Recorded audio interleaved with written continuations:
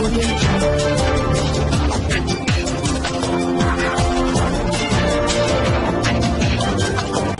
भारत, केवल खबरें और कुछ नहीं। नमस्कार, मैं हूं अंजलि। आरपी भारत में आपका स्वागत करती हूं। तो चलिए शुरुआत करते हैं आज की किसी खास खबर से। दुमका में चुनाव प्रचार के अंतिम दिन मुख्यमंत्री हेमंत सोरेन ने केंद्र सरकार और भाजपा पर जमकर निशाना साधा। उन्होंने कहा कि केंद्र जहां एक ओर हमारे पैसे काट रही है, वहीं दूसरी ओर भाजपा राज्य में हास्य ट्रेडिंग को बढ़ावा दे रही है।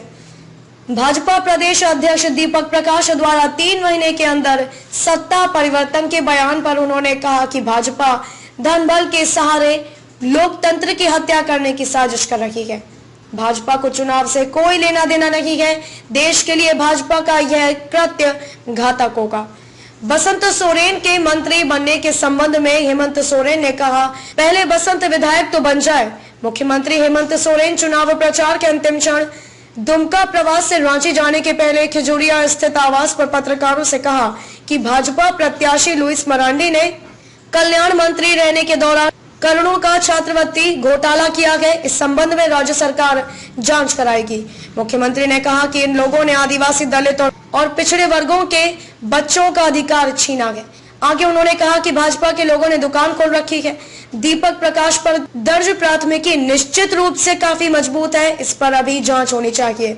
भाजपा द्वारा वंशवाद को मुद्दा बनाए जाने पर उन्होंने कहा कि भाजपा में भानु प्रताप शाही से लेकर कई उदाहरण भरे पड़े हैं।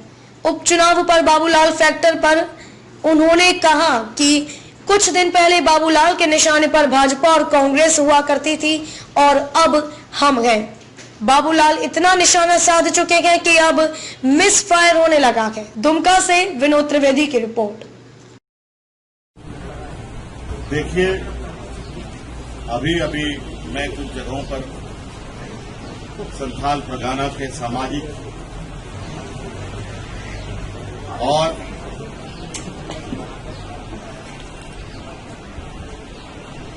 हमारे जो रेवेन्यू से जुड़ी व्यवस्था में ग्रामीण क्षेत्रों की जो भूमिका है, उनसे हमारी चर्चा हो रही है और उनसे हमने इस बात का भी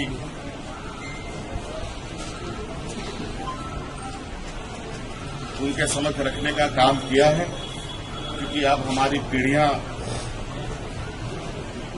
आने वाली पीढ़ी लगातार शिक्षा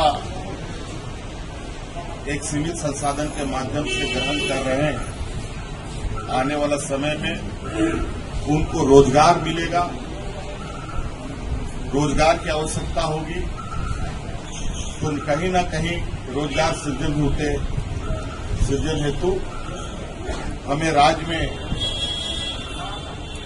व्यवसायिक व्यवस्था को आगे बढ़ाना होगा।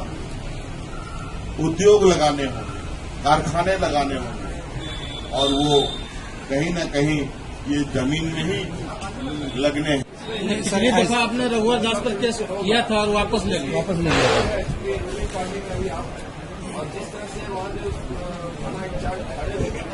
कंधा नहीं गए, बंदूक रख दिए।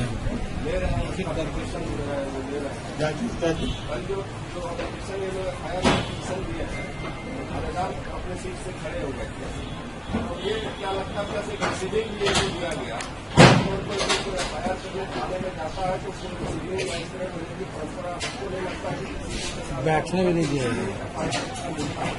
लेकिन जितना आगे बढ़ करके जितना सारा में दिया गया सभी के साथ आप कानूनी पहलू से इसकी जानकारी लें कि इस पर एफआईआर बनता है कि नहीं बनता है।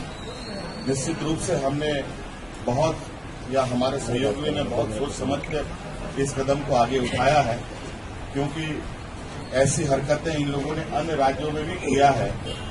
तो हमारे कांग्रेस के सहयोगी इस विषय पर बहुत बेहतर बता सकते हैं। अब ये एफआईआर की रिसीविंग कॉपी सबको मिलेगी क्या? तो आम जनता को मिलेगी? मुझे लगता है कि बिल्कुल आपको ऑनलाइन मिल जाना चाहिए और मैं प्रयास करूंगा कि आप लोगों को मिल जाए।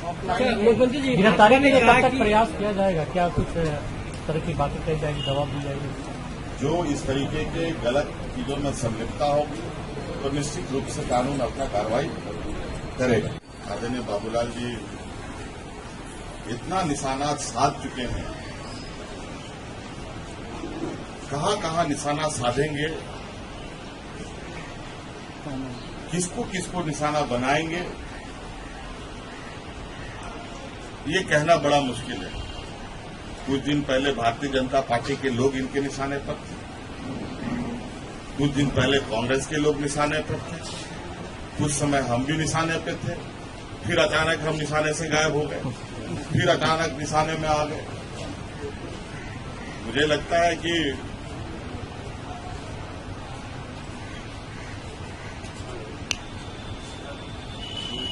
इस तरीके के प्रैक्टिसेस राजनीतिक ये में बहुत घातक साबित हो सकते हैं और मिसफायर की भी संभावनाएं या बैकफायर की भी संभावनाएं ज्यादा होती हैं। और हम नहीं मानते हैं कि बात नहीं, आप ही बताइए ना, हम कैसे माने? बता दीजिए हम कैसे माने? कौन संवैधानिक तरीके से, कौन नीतिगत तरीके से उनको भाजपा का लीडर माने? आप ही लोग बता दीजिए। प्रत्याशी से ज्यादा बाबूलाल को आप निशाने पे रखे? नहीं, मैंने उनको कभी नहीं रखा।